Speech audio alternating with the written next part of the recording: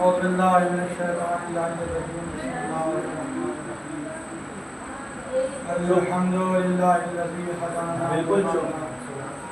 وما كنا لنهتدي لولا أن هدانا الله لقد جاءت رسل ربنا بالحق ثم الصلاة والسلام وتحية الكرام على سيد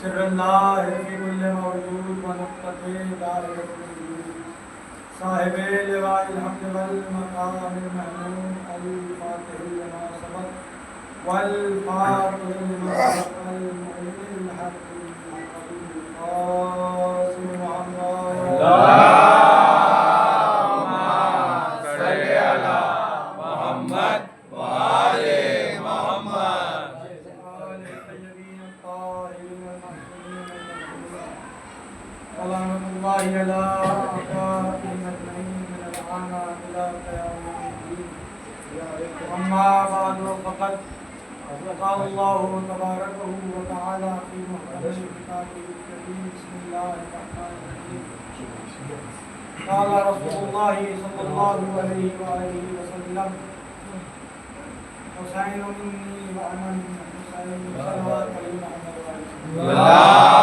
اللهم صل على محمد وآل محمد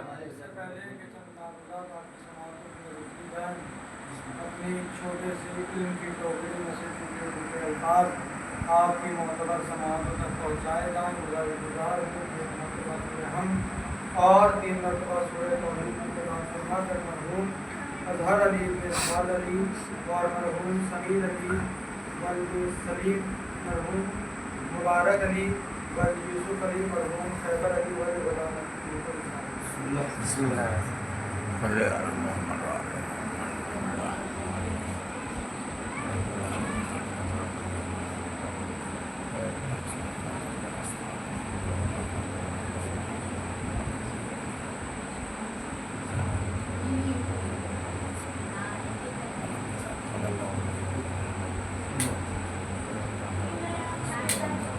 صلوات پڑھیے محمد اللهم صل على محمد وآل محمد وعجل فرجهم اس حدیث شریفہ کو آپ کے سامنے تلاوت کا شرف حاصل کیا ہے۔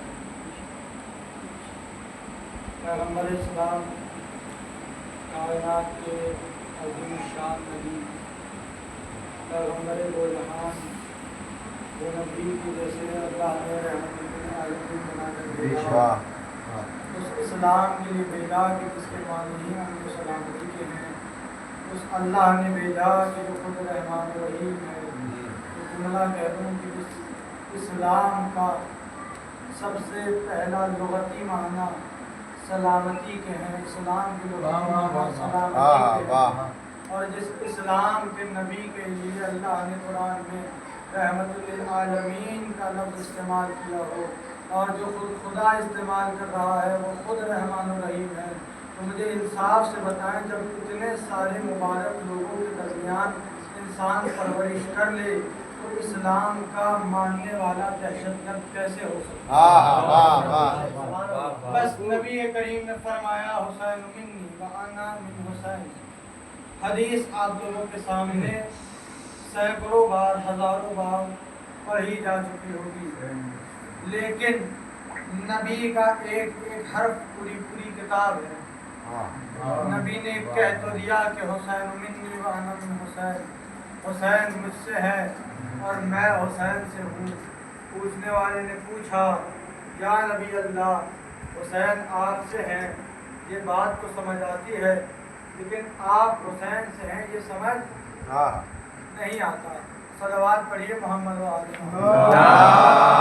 اللهم صل على محمد وآل محمد۔ لوگ بھری بارش میں یہاں پر آئے ہیں، یہ ذکر سرکار سید الشہداء کی محبت ہے، کیونکہ اس بارش میں انسان اپنے گھر سے چند قدم بھی باہر نکالنا پسند نہیں کرتا، اور آپ لوگ یہاں آئے ہیں تو اس پر شہزادہ پر دعا کریے گا کہ شہزادی ہم سب کی مشکلوں کو آسان فرمائے، اور جتنے بھی لوگ یہاں موجود ہیں میں یہ ان سے عرض کروں گا اس مجلس کی شروعات میں ہی کہ آپ حسین کی والدہ کے لال کو پرسہ دینے کے لیے آئیے.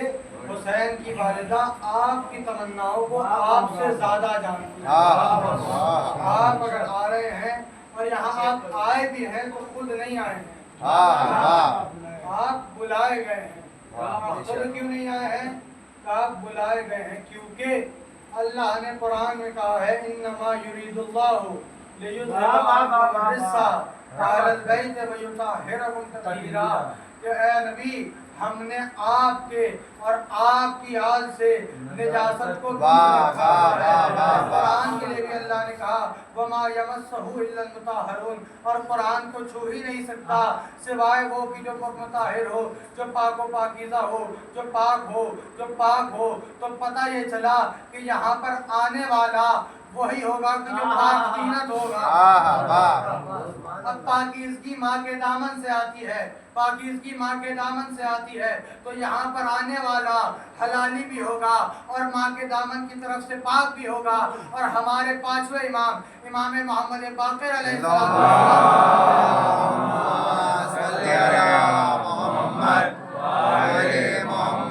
ہمارے پانچویں امام فرماتے ہیں کہ جب بھی کہیں مجلس ہونے جاتی ہے تو اس کی فہرست میری جدہ فاطمہ تیار کرتی ہے. جب بھی پوری دنیا میں کہیں مجلس ہونے جاتی ہے تو اس کی فہرست میری جدہ فاطمہ تیار کرتی ہے. فہرست میں سب سے پہلے کیا آتا ہے کہ مجلس کا فرش کون بچھائے گا, مجلس کون پڑھے گا, مجلس میں سوزخانی کون کرے گا, مجلس میں نوحخانی کون کرے گا, مجلس میں تبرک کون باندھے گا, مجلس میں کون آئے گا. اس کا نام اس کی ولدیت کے ساتھ میری جدہ اپنی فہرست میں لکھتی ہے. عرض کروں گا بی بی نام لکھنے کی ضرورت تو تھی لیکن ولدیت لکھنے کی کیا ضرورت تھی؟ عجب نہیں بی بی آواز دے نادان تجھے نہیں معلوم یہ کوئی عام فرش اعضا نہیں ہے. میں ولدیت لکھ کر بتا دینا چاہتی ہوں یہاں آنے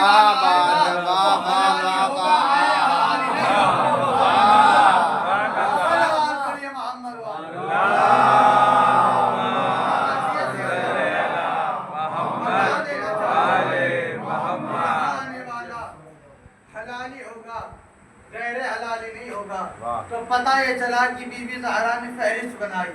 مجلس میں کون آئے گا اس کا نام اس کی ولدیت کے ساتھ میری جدہ اپنی فہرست میں لکھتی ہے. تو کوئی مجلسوں میں آ کر احسان نہ کرے کہ میں مجلس میں آ گیا, میں مجلس میں چلا گیا, میں مجلس میں آ گیا. کیونکہ آپ بلائے نہیں, آپ آئے نہیں ہیں, آپ کو زہرا نے بلایا ہے. آپ یہاں خود سے نہیں آئے ہیں. اگر میری بیوی نہ چاہتی تو آپ میں سے کوئی نہ آتا. جتنے لوگ آئے ہیں ان کا نام میری بیوی فہرست میں درج کر چکی ہے. اور اسی بیوی کے والد نے کیا فرمایا حسین منی وانا من حسین, کہ حسین مجھ سے ہے اور میں حسین سے ہوں. عرض کروں گا یا نبی اللہ یا رسول اللہ, یہ تو سمجھ میں آتا ہے کہ نواسہ اپنے نانا سے ہے, لیکن یہ مجھے سمجھ نہیں آتا کہ نانا اپنے نواسے سے کیوں کر ہے, یا کیسے ممکن ہے کہ نانا اپنے نواسے سے ہو جائے. تو دیکھیے انسان کی زندگی میں انسان کے نام کے لیے دو چیزیں ہوتی ہیں. پہلی چیز انسان کی زندگی میں جو ہوتی ہے وہ ہوتی ہے وجود, یعنی میرا وجود میرے والدین کی وجہ سے ہے, یہ ہوا وجود. اور دوسری چیز ہوتی ہے بقا, اب میرے والدین کی بقا میرے وجہ سے ہے. تو اب آپ دیکھیں کہ نبی مولا حسین کا جو وجود ہے وہ نبی کی وجہ سے ہے, لیکن نبی کی بقا جو ہے وہ امام حسین کی وجہ سے ہے. مثال سے اپنی بات کو آسان کرتا چلوں, اگر اسی مجلس میں کوئی ایک چھوٹا بچہ آ جائے اور آپ میں سے دو شخص ایک ساتھ بیٹھے ہوں, پہلا شخص اس بچے کی معرفت نہ رکھتا ہو اور دوسرا شخص اس بچے کو جانتا ہو, تو پہلا شخص جب دوسرے سے پوچھے گا کہ یہ کون ہے تو تعارف کا ذریعہ کیا ہوگا, یہ فلاں کا بیٹا ہے, فلاں کا نواسہ ہے, فلاں کا پوتا ہے اور فلاں کا بیٹا ہے. یہ ہوتا ہے تعارف کا ذریعہ. اب یہی اسی مجلس میں 20 سال کے بعد وہ نوجوان پھر آ جائے تو اب تعارف کا ذریعہ کیا ہوگا, कहा अब भी तारुफ का जरिया वही होगा कि ये फला का बेटा है, ये फला का पोता है, ये फला का नवासा है। अब भी तारुफ का जरिया वही होगा। लेकिन अगर यही नौजवान अब अपनी नौजवानी में किसी के दरवाजे पर दूल्हा बनकर दस्तक दे तो अब वहाँ पर तारुफ का जरिया बदल जाएगा। अब वहाँ पर जब पूछा जाएगा कि ये कौन है तो वहाँ ये नहीं कहा जाएगा कि ये फला का बेटा, फला का पोता, फला का नवासा, बल्कि वहाँ तारुफ का जरिया बदल जाएगा। वहाँ ये कहा जाएगा ये दूल्हे का बाप है, ये दूल्हे की माँ है, ये दूल्हे का भाई है, ये दूल्हे का बहन है। अब इमाम हुसैन ने भी इस्लाम का सहरा अपने सर पर बांधा और करबला तक पहुंचे। अब करबला में इमाम हुसैन जब पहुंचे नहीं थे तो मदीने से लेकर करबला तक के इमाम हुसैन नबी से थे। इमाम हुसैन का तारुफ क्या था कि हुसैन नबी के नवासे, हुसैन अली के बेटे, हुसैन अबू तालिब के पोते।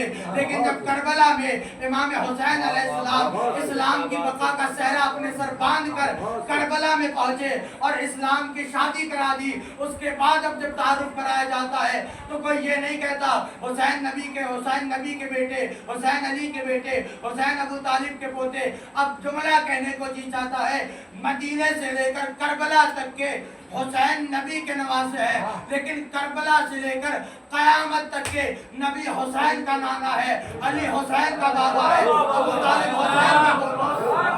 सलावत पढ़िए मोहम्मद।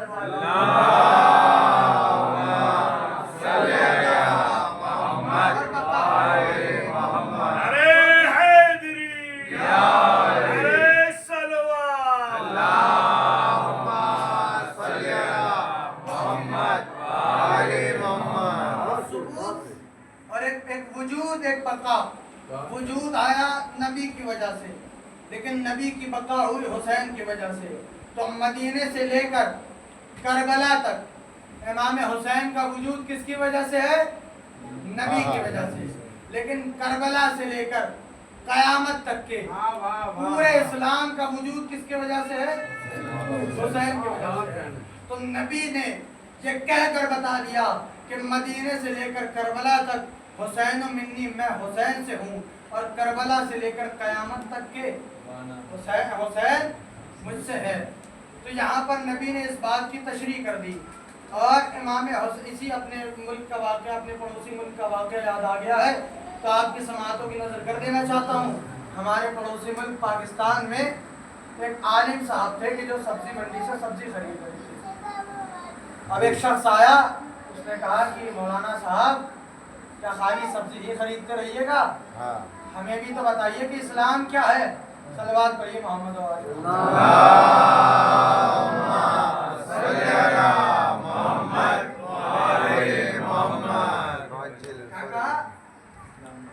इस्लाम क्या है? खाली सब्जी मंडी में सब्जियां खरीदते रहिएगा, कुछ तबलीग भी तो कर दें कि इस्लाम है क्या, इस्लाम क्या है, इस्लाम क्या है।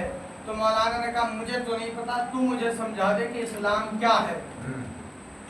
क्या कहा? मुझे तो नहीं मालूम, तू मुझे समझा दे कि इस्लाम क्या है। अब वो शख्स उखड़ गया, बोलने लगा कि इस्लाम समझने के लिए तो कम से कम 1 साल का अरसा दरकार है। मौलाना ने कहा मेरे पास 1 साल का वक्त नहीं है, तो मुझे अभी बता कि इस्लाम क्या है, दीन क्या है। उन्होंने क्या कहा कि मौलाना दीन भी तो समझाइए कि क्या है। अब मौलाना ने कहा कि मेरे पास 1 साल का वक्त नहीं है। तो वो कहने लगा आपको कम अज कम 6 महीने का वक्त तो देना पड़ेगा। तो इस्लाम को अगर समझना है तो 6 महीने कम अज कम इस्लाम के लिए चाहिए। मौलाना ने कहा मेरे पास 6 महीने का भी वक्त नहीं है, मुझे अभी के अभी समझा कि इस्लाम क्या है। अब उसने कहा कि मौलाना कम से कम कलमे को ही समझने में आपको 3 महीने का वक्त लगेगा। मौलाना ने कहा मेरे पास 3 महीने का भी वक्त नहीं है, तो मुझे अभी के अभी समझा इस्लाम क्या है। अब वो कहता मौलाना मैं अपने आका की मदद से आपको 7 दिन में इस्लाम समझा सकता हूँ, 7 दिन में समझा सकता हूँ कि दीन क्या है। मौलाना ने कहा मुझे 7 दिन का वक्त नहीं है, मेरे पास 7 दिन का भी वक्त नहीं है, तो मुझे अभी समझा कि दीन क्या है। अब वो इस बात पर उखड़ गया, कहने लगा मौलाना कम अज कम आपको 3 दिन 3 रात लगातार हमारे साथ बैठना کرنا ہوگا تب آپ کو سمجھ آئے گا کہ دین کیا ہے. کہا نہیں میرے پاس 3 دن کا بھی وقت نہیں ہے, تو مجھے ابھی بتا کہ دین کیا ہے. اگر اپنی بات کو آپ کی سماعتوں تک پہنچا دوں تو اپنی آواز کو میری آوازوں سے ملا دینا. اب مولانا نے کیا کہا کہ میرے پاس 3 دن کا بھی وقت نہیں ہے. اب وہ شخص جو تھا اکھڑ گیا, مولانا کا بازو پکڑا, مسجد میں لے کر امام کے پاس پہنچا. اے امام, اے آقا. امام کون سے امام؟ ہمارے علیہ السلام نے مسجد کے امام کے پاس پہنچا. کیا کہا؟ یہ مولانا ہے. میں نے ان سے کہا کہ مجھے دین سمجھائے, تو انہوں نے کہا مجھے نہیں پتا, تو سمجھا دے. میں نے انہیں 1 سال کا وقت دیا, یہ کہتے ہیں میرے پاس وقت نہیں ہے. میں نے انہیں 6 مہینے کا وقت دیا, یہ کہتے ہیں میرے پاس وقت نہیں ہے. میں نے انہیں 3 مہینے کا وقت دیا, یہ کہتے ہیں میرے پاس وقت نہیں ہے. میں نے انہیں 7 دن کا وقت دیا, یہ کہتے ہیں میرے پاس وقت نہیں ہے. میں نے انہیں 3 دن کا وقت دیا, یہ کہتے ہیں میرے پاس وقت نہیں ہے. یہ کہتے ہیں مجھے 1 لمحے میں سمجھاؤ کہ اسلام کیا ہے. نتیجہ آپ تک دینے جا رہا ہوں, آپ جانیں اور آپ کی سماعتیں جانیں. اب جیسے ہی مولانا نے یہ سنا, مسجد کا امام بھی اکھڑ گیا کہ کیسی بے وقوفوں والی باتیں کرتے ہو. اسلام کوئی چھوٹی موٹی چیز کا نام نہیں ہے جو 1 لمحے میں سمجھ آ جائے, جو 1 لمحے میں سمجھ آ جائے, جو 1 لمحے میں سمجھ آ جائے. مولانا نے سبزی کا تھیلا رکھا اور رکھنے کے بعد کہا اگر اب تم دونوں کو اسلام سمجھنا ہے نا تو تمہیں پاکستان کی سرزمینوں سے باہر نکلنا ہوگا. ہمارا پڑوسی ملک ہندوستان ہے. ہندوستان کے ملک میں ایک شہر ہے جس کا نام اجمیر ہے. دروازے پر لکھا ہے شاہ اسد حسین, بادشاہ اسد حسین, دین اسد حسین, دی پناہ اسد حسین. کہ شاہ بھی حسین ہے, بادشاہ بھی حسین ہے, دین بھی حسین ہے, دی پناہ بھی حسین ہے. مولانا نے کہا کہ اسلام سمجھنے کی ضرورت نہیں ہے, دین سمجھنے کی ضرورت نہیں ہے, حسین کو سمجھتے چلے جاؤ, دین سمجھ میں آ جائے.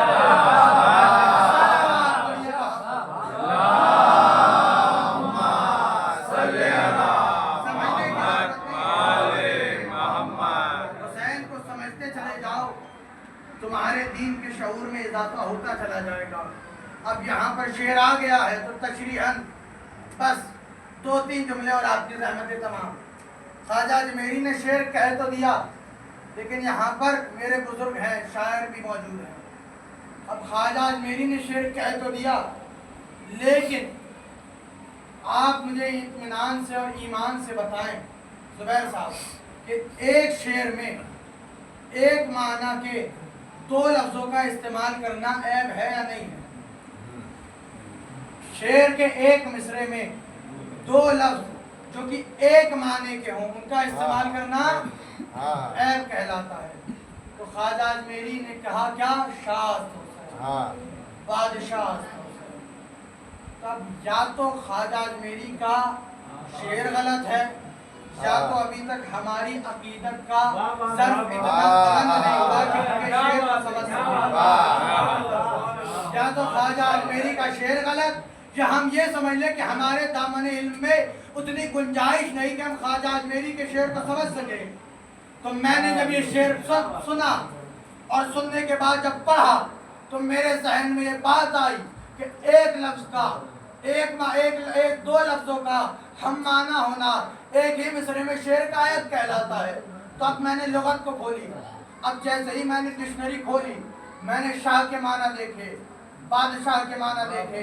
شاہ کے معنی بھی بادشاہ ہیں اور بادشاہ کے معنی بھی. لیکن پھر جب میں نے فرقوں کو پلٹا اور تاریخ کے سمندر میں غوطہ لگایا تو مجھے معنی کا ایک موتی ملا. وہ کیا تھا کہ جب شاہ جس بادشاہ کو کہتے ہیں, شاہ اور بادشاہ میں ایک ذرا سا فرق ہے.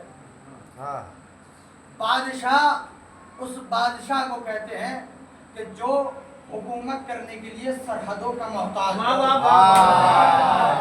اب خواجہ اجمیری کی عقیدت جانے اور آپ کی سماعت جانے.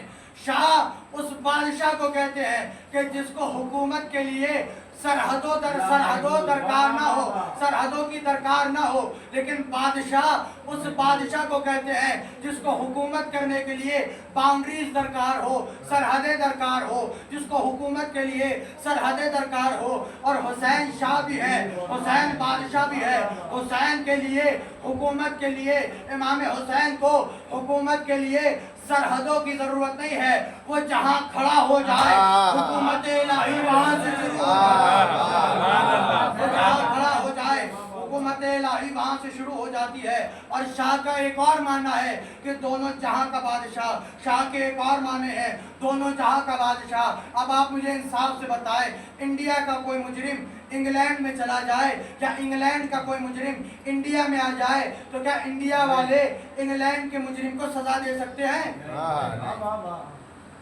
اگر انگلینڈ کا کوئی مجرم انڈیا آ جائے تو کیا انڈیا والے انگلینڈ کے مجرم کو سزا دے سکتے ہیں؟ عقل کہتی ہے نہیں دے سکتے.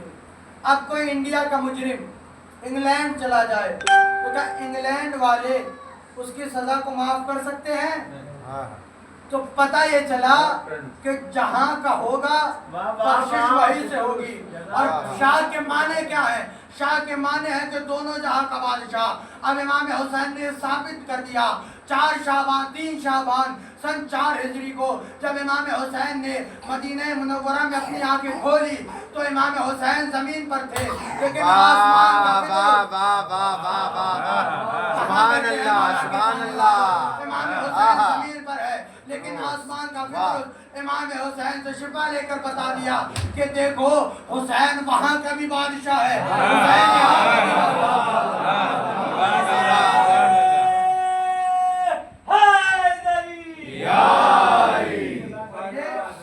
کائنات کا اصول بنا ہوا ہے کہ جب بھی آدم سے لے کر محمد مصطفیٰ تک کے جتنے بھی نبی مشکلات میں گرفتار ہوئے ہیں تو مدد ادھر سے آئی ہے. اور اللہ نے کہا بھی ہے کہ میں نے آسمان میں 4 دروازوں کو بنایا ہے جن میں سے 2 سے شکر جاتا ہے اور 2 سے نعمتیں آتی ہیں. 2 سے شکر جاتا ہے, 2 سے نعمتیں آتی ہیں, 2 سے شکر جاتا ہے, 2 سے نعمتیں آتی ہیں. اور یہی نظام بنتا رہا. آدم روتے رہے, نعمتیں آتی رہیں. آدم نے شکر کیا, نعمتیں آتی رہی. نوح پتھر کھاتے رہے لیکن وہاں پر اب دیکھیے شفا لینے کے لیے اب نوح بھی وہاں والوں سے مدد مانگ رہے ہیں. وہاں سے شفا آتی رہی. نوح زمین پر زخمی ہوتے رہے, شفا وہاں سے آتی رہی. ابراہیم کا قرآن میں جملہ ہے اذا مرضت فہو یشفی, کہ جب میں زمین پر مریض ہوتا ہوں تو آسمان والے مجھے شفا دیتے ہیں. اب یہاں پر جملہ کہنے کو جی چاہتا ہے کہ آدم سے لے کر خاتم تک کے جتنے بھی نبی اور اولیاء کو مشکلات میں دیکھا تو مدد وہاں سے آئی. لیکن یہ پیمانہ سن 4 ہجری کو ٹوٹا جب امام حسین دنیا میں آئے. لیکن آسمان کا مریض فطرت امام حسین سے شفا لینے کے لیے اس زمین پر اترا اور یہ بتا دیا کہ دنیا والوں حسین صرف اس جہاں کا بادشاہ نہیں ہے, حسین دونوں جہاں کا بادشاہ ہے.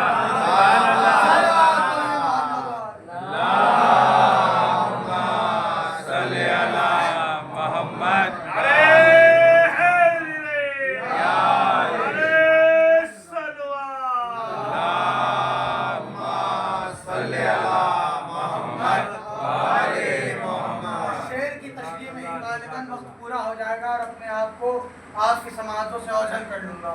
اب اس کے آگے خواجہ اجمیری نے کیا فرمایا؟ ابھی تو صرف شاہ کی تفسیر ہوئی ہے نا. شاہ است حسین, بادشاہ است حسین, دین است حسین, دی پناہ است حسین, سردار نداد دست در دست یزید, سردار نداد دست در دست یزید, حقا کے بنا لا الہ است حسین. اب غور کریے گا بس یہی شعر کی تفسیر ہوگی, اسی کی تشریح ہوگی اور آپ کی سہمت تمام. کیا کہا؟ شاہ است حسین, بادشاہ است حسین, دین است حسین, دی پناہ است حسین. تو یہ کوالٹی صرف مولا حسین میں ہے کہ خود دین بھی ہے اور خود دین ہونے کے بعد خود ہی خود کو بچا لیا. دی پناہ است حسین, سردار نداد دست در دست یزید, حقا کے بنا لا الہ است حسین. تو غور طلب بات یہ ہے کہ خواجہ اجمیری نے جس مصرے میں امام حسین کا نام لیا اس میں یزید کا نام نہیں لیا. جس مصرے میں امام حسین کا نام لیا اس میں یزید کا نام نہیں لیا, اور جس مصرے میں یزید کا نام لیا اس میں امام حسین کا نام نہیں لیا. کچھ جملات کے سامنے صرف کرنے جا رہا ہوں، آپ جانیں اور آپ کی سماعتیں جانیں۔ اب امام حسین کا نام پہلے مصرے میں لیا شاست حسین، بادشاہ حسین، دوسرے مصرے میں لیا دینست حسین، دیپناست حسین، اب تیسرے مصرے میں سرداد ندار، دست در دست یزید۔ اب یزید کا نام آیا تو یہاں امام حسین کا نام نہیں آیا۔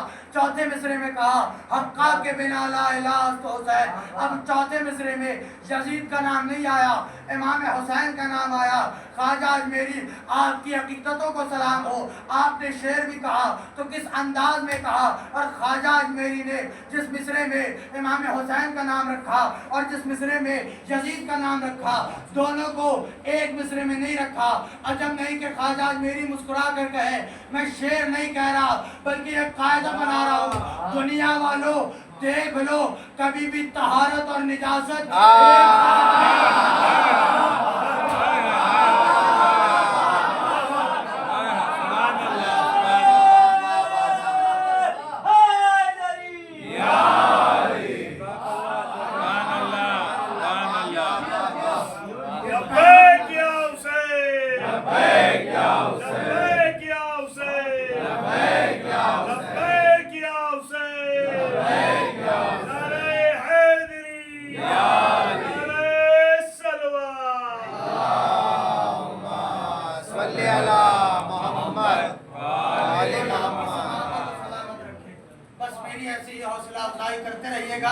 انشاءاللہ معروضات آپ کی جھولی میں ڈالتا چلا جاؤں گا۔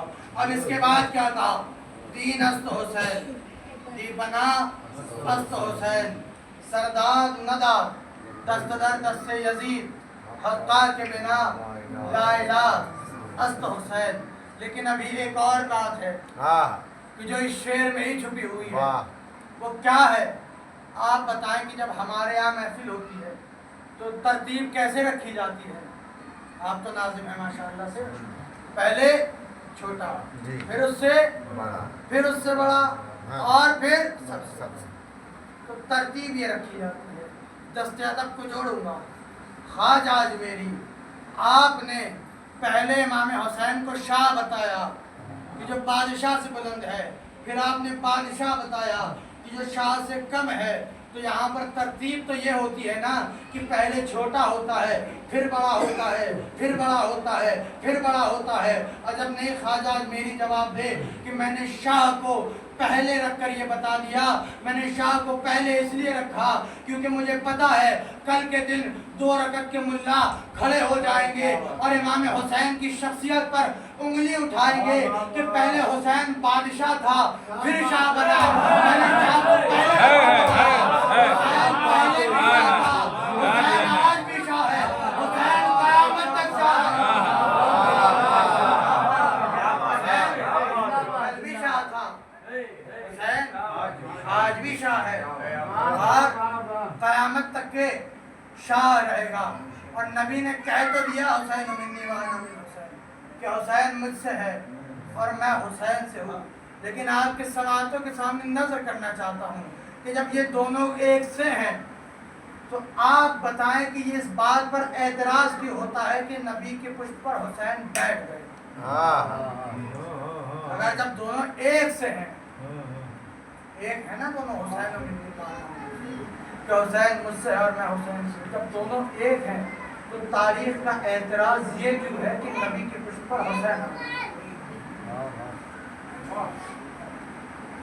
نبی نبی امام حسین جب پشت رسالت پر آ گئے تو یہ نہیں کہا کہ جیسے اگر آج کا کوئی بچہ آ جائے تو اپنے جسم کو کوئی ہلا دیتا ہے کہ بچہ اتر جائے، لیکن جب امام حسین پشت رسالت پر آئے، رسالت کی نماز میں اطمینان اور اضافہ ہوا، رسالت کی نماز میں اطمینان کا اور اضافہ ہونا شروع ہو گیا، رسالت اور مطمئن ہو گئی کیونکہ پیچھے سے امامت کی صفت رسالت، کبھی کبھی جملوں پر بھی غور کیا ہے کہ رسالت اور مضبوط ہو گئی کیونکہ اس کے پیچھے امامت کی صفت تھی، اب رسالت کے اوپر امامت آ کر بیٹھی۔ بس آخری فقرہ اور آپ کی زحمت ہے تمام، رسالت کی پشت پر امامت آ کر بیٹھی، نبی نے بھی ذکر کو طویل کیا، سبحان ربی आला व बिहम्दिही सुब्हाना रब्बियल आला व बिहम्दिही सुब्हाना रब्बियल आला व बिहम्दिही। इमाम हुसैन उठे नहीं, इमाम हुसैन बैठे हुए। इमाम हुसैन उठे नहीं और इमाम हुसैन बैठे हुए हैं। और तारीफ कहती है कि मौला अब्बास ने अपने खुतबे में फरमाया था कि ज़हरुहु मिंबरहु, उसकी पुष्ट उसका मिंबर है। हुसैन का मिंबर है, हुसैन का मिंबर है, हुसैन का मिंबर है। बोलता रहूंगा जब तक एक एक फर्द की आवाज मेरी आवाज से न मिल जाए। अब आप इंतजाम से बताएं, इनाम से बताएं, हकीकत से बताएं कि मिंबर होता कैसा है। अगर मैं इधर बैठ जाऊं, अपना रुख इधर कर लूं तो मैं मिंबर पे नहीं बैठा, कुर्सी पर बैठा हूँ। लेकिन अगर मैं आपकी तरफ रुख करके बैठूं तो ये मैं मिंबर पर बैठा हूँ। यानी हुसैन पुश्ते रिसालत पर ऐसे थे कि जैसे खतीब मिंबर पर बैठता है। अब हुसैन, इमाम हुसैन ने क्या कहा, मौला अब्बास ने क्या कहा कि ज़हरुहु मिंबरहु, उसकी पुष्ट उसका मिंबर, यानी नबी की पुष्ट हुसैन का मिंबर, नबी की पुष्ट हुसैन का मिंबर, नबी की पुष्ट हुसैन का मिंबर, नबी की पुष्ट हुसैन का मिंबर, नबी की पुष्ट हुसैन का मिंबर। और मिंबर पर बैठने के आदाब ये है कि इंसान अपने सामईन से मुखातब हो। तो इमाम हुसैन के सामईन कौन थे? सारे सजदे में थे, सारे नमाजी थे। अब नबी ने तूल किया और तूल किया, सुबहान रब्बियल आला व बिहम्दि। अब देखिएगा, खिताबत सिर्फ पढ़ने का नाम नहीं होती, अंदाज भी देखिए। अब क्या हुआ, अब सारे सहाबा सजदे में हैं, कोहनी लगी, एक सहाबा ने सर उठाया, क्या देखा? हुसैन देख रहे हैं, सर दूसरे को कोहनी लगी, सर उठाया, क्या देखा? Hussain, sir sir sir. ऐसे करते करते जब सब लोगों के गैस बनना शुरू हुआ तो एक के बाद एक सर उठाया, हुसैन को देखा, सर सजदे में, सर उठाया, हुसैन को देखा, सर सजदे में, सर उठाया, हुसैन को देखा, सर सजदे में, सर उठाया, हुसैन को देखा, सर सजदे में। तो इंसाफ से बताए कि सहाबा ने सजदा खुदा का किया था या हुसैन का?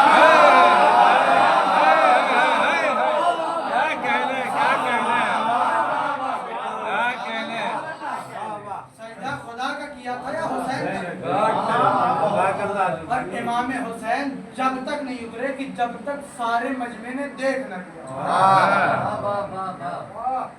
इमाम हुसैन जब तक नहीं उतरे कि जब तक सारे मजमे ने देख न लिया। आका मौला दो चार ने देख लिया था, दो चार बुजुर्गों ने भी देख लिया था, वो तो पूरे अरब में कहते थे। आपको एक एक को दिखाने की क्या जरूरत थी? अजब नहीं कि इमाम हुसैन कहे कि ये कल के दिन मेरे भाई का मिंबर छीनकर ये कहते नजर आएंगे कि ये मिंबर किसी का नहीं है।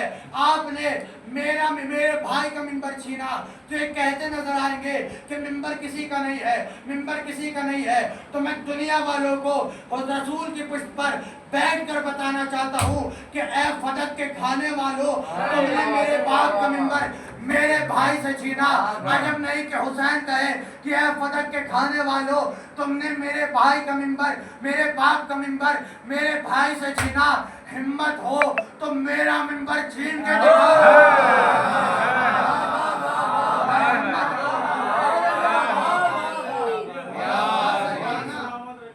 अब्बास ने क्या कहा? ज़हरुहु मिंबरहु, उसकी पुष्ट उसका मिंबर। अजब नहीं इमाम हुसैन कहें कि ऐ मेरे भाई के मिंबर को छीनने वालों, अगर औकात हो तो मेरा मिंबर छीन के दिखाओ। अगर औकात हो, अगर तुम्हारे अंदर जिगरा हो, अगर तुम्हारे दिलों में मुनाफिक अली, अगर तुम्हारे दिल में बुग़्ज़ अली का खून दौड़ रहा हो तो आप आए और आप आकर मेरा मिंबर मुझसे छीन कर दिखाएं। इमाम हुसैन अलैहिस्सलाम उस ज़ात का नाम है कि जिसे अल्लाह ने अपनी तरफ से कहा कि हुसैन तू आ जा, तेरा रब तुझसे राज़ी हो। इमाम हुसैन ऐसी वाहिद ज़ात है पूरी कायनात में कि जहाँ पर पूरी दुनिया अल्लाह के लिए अमाल करते जाती है, अल्लाह के लिए अमाल पेश करती है, لیکن اللہ کبھی کسی سے نہیں کہتا کہ بس کر. لیکن حسین کا وہ امتحان تھا کہ ایک لمحہ وہ بھی آیا کہ پروردگار نے آواز دی, اے حسین بس, اے حسین بس, اے حسین.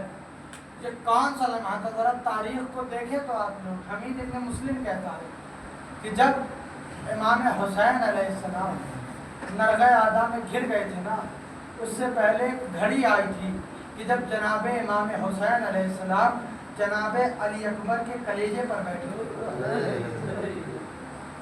بس جناب علی اکبر کا نام آیا اور آپ کی آنکھیں نم ہو گئی. اللہ ان آوازوں پر اپنی رحمت نازل فرمائے. اور امام حسین کے مصائب ہے نا, تو بی بی سیدہ کو پرسا دیجئے گا. میری بیوی آپ کی حاجتوں کو آپ سے زیادہ اچھے سے جانتی ہے. میں دعا گو ہوں بی بی آپ سب کی مرادوں کو پورا فرمائے. اب امام حسین نے وہ حمید ابن مسلم کہتا ہے, میں نے دیکھا حسین اکبر کے جنازے پر ہیں, اکبر کے لاشے پر ہیں, اکبر کے سینے پر ایک ہاتھ رکھا ہوا ہے, ایک ہاتھ برچھی کی یعنی پر ہے. اب جہاں پر 1,01,24,000 انبیاء کربلا کے میدان میں تھے نا, انبیاء نے اپنا رخ موڑ لیا. کہا حسین یہ لمحہ بڑا بھاری ہے کہ ہم سے نہ دیکھا جائے گا. انبیاء نے اپنا رخ موڑ لیا. اب جنات تھے, جناتوں نے اپنا رخ موڑ لیا. کہا حسین یہ امتحان ہم سے نہ دیکھا جائے گا. تاریخ کہتی ہے جہاں تک کہ رسول خدا نے بھی اپنا رخ موڑ لیا, اے حسین مجھ سے نہ دیکھا جائے گا. تاریخ کہتی ہے جہاں تک کہ بھی علی مرتضیٰ نے اپنا رخ موڑ لیا. کہا حسین مجھ سے نہ دیکھا جائے گا. اب ایک برقع پوش بی بی حسین کے پیچھے آئی, شانوں پہ ہاتھوں کو رکھا, اے میرے حسین جہاں اگر سب چلے جائے تمہاری ماں فاطمہ تمہارے ساتھ ہر امتحان میں ہوگی. اجرکم اللہ. بس آخری روایت اور آپ کی زحمت تمام. اب جب امام حسین میدان کارزار میں چلے ہیں نا, تو امام حسین نے جنگ کرنا شروع کی. امام حسین کہتے جاتے ہیں, اے لعینو تم نے میرے قاسم کو مارا, اے لعینو تم نے میرے اکبر کو مارا, اے لعینو تم نے میرے غازی کو مارا, اے لعینو تم نے میرے آل محمد کو مارا. حد تو یہ ہو گئی میرے 6 ماہ کے علی اصغر کو بھی نہ چھوڑا. ہاں آزاداران مظلوم کربلا جب جناب علی اصغر کے گلو پر تیر لگا تھا نا, اور امام حسین خیمے کی طرف بڑھے تھے, تو امام حسین 7 بار خیمے کی طرف چلتے ہیں, 7 بار خیمے سے باہر آتے ہیں. امام حسین کو ہمت نہ ہوئی. اب جیسے ہی خیمے کے دروازے پر پہنچے, سکینہ پر لپٹ گئی, بابا آپ اصغر کو پانی پلا لائے, تمہاری سکینہ پیاسی ہے. آزادارو بس آخری جملہ اور آپ کی رحمت تمام. امام حسین نے ابا کے دامن میں سے جیسے ہی رومال کو ہٹایا, کیا دیکھا؟ 3 بھال کا تیر خلوع اصغر میں پیوست ہے. اب ننھی سے قبر کھود کر اصغر کو گاڑ کر شبیر اٹھ کھڑے ہوئے دامن کو جھاڑ کر, اب جناب علی اصغر کی جب قبر بنائی نا, اس ذوالفقار سے قبر کھودتے جاتے ہیں. جناب علی اصغر کو جب سپرد خاک کر دیا, اور جب شب عاشوراء ہے نا, جب سارے اصحاب و انصار مر گئے, تو شمر نے کہا کہ سروں کو گنا جائے. اب جب گنا گیا تو ایک سر کم نظر آیا. کہا حسین نے اپنے ایک لال کو خیمے کے پیچھے دفن کر دیا ہے, جاؤ جہاں پر بھی نرم زمین دکھے وہاں کھود کر لے آنا. اب سپاہیوں نے کیا کیا جانتے ہیں آپ لوگ؟ نیزوں کو لیا اور علی اصغر کی قبر میں مارنا شروع کیا. آزادارو ایک سپاہی کا نیزہ علی اصغر کے کلیجے میں لگا. عجب نہیں کہ علی اصغر آواز دے, اے بھیا علی اکبر, کربلا کے میدان میں صرف آپ نے اپنے کلیجے پر نیزہ نہیں کھایا. یہ اصغر جس کو کربلا کی خاک میں بھی یزیدوں نے پناہ نہ دی. وَسَيَعْلَمُ الَّذِينَ ظَلَمُوا أَيَّ مُنقَلَبٍ يَنقَلِبُونَ. إِنَّا لِلَّهِ وَإِنَّا إِلَيْهِ رَاجِعُونَ. غزل بتظاہری تسلیم پروردگارا بحق زہرا واجیہا وبالوہا وبنیہا وسر المستودع فیہا. معبود تجھے واسطہ محمد و آل محمد کا, हमारी इस मुख्तसर सी इबादत को अपनी बारगाह में कबूलियत अता फरमा। महबूब तुझे वास्ता मोहम्मद आले मोहम्मद का जितने भी शियाने हैदर करार यहाँ जमा है उनकी जान माल इज्जत व आबरू की हिफाजत फरमा। महबूब तुझे वास्ता मोहम्मद आले मोहम्मद का जितने बेरोजगार हैं उनकी रोजियों में इजाफा फरमा। महबूब तुझे वास्ता मोहम्मद आले मोहम्मद का जो बेघर हैं उन्हें घर नसीब फरमा। महबूब तुझे वास्ता मोहम्मद आले मोहम्मद का परचम इस्लाम को सरबुलंद फरमा, परचम कुफ्र व निफाक को सरनगू फरमा। हजरत वली असर के ज़हूर में ताजील फरमा, हमको उनके आवान व अंसार में शुमार फरमा। रब्बना तक़ब्बल मिन्ना इन्नका अंतस समीउल अलीम। गुज़ारिश गुज़ार हम एक मरतबा सूरह हम और 3 मरतबा सूरह तौहीद